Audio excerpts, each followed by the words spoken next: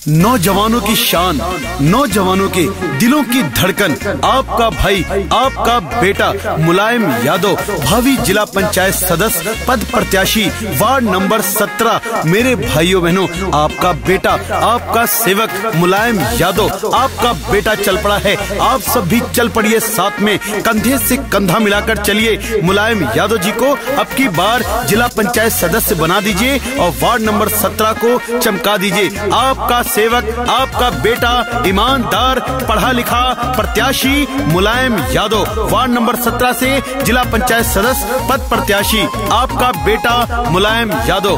गायक गगनदीप सिंह।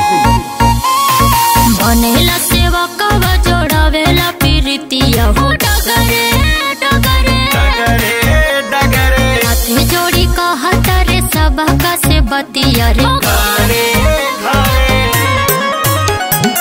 सुनाए बड़की माई, सुनाए बड़का भाई, काकी चाची दादी बात रखी हाइया।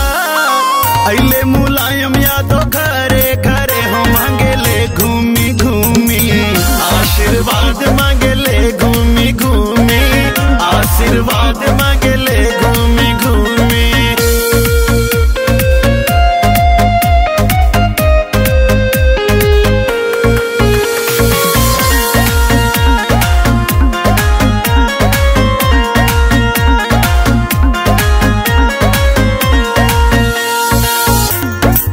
हरी भाई सबसे विनती करता,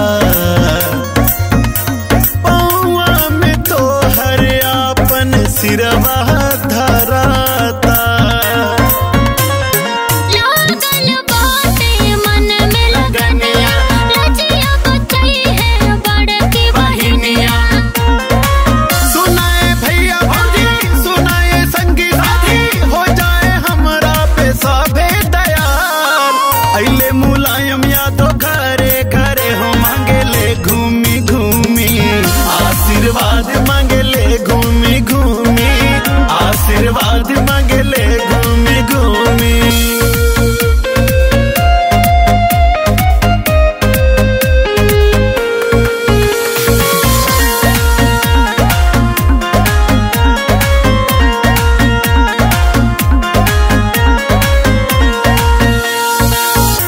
केहू के बहिया, केहू के पौआ धरी ले,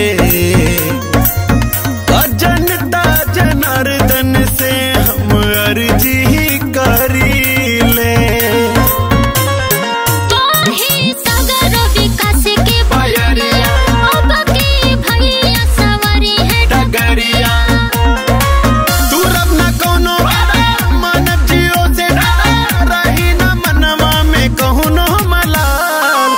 अइले मुलायम यादव घर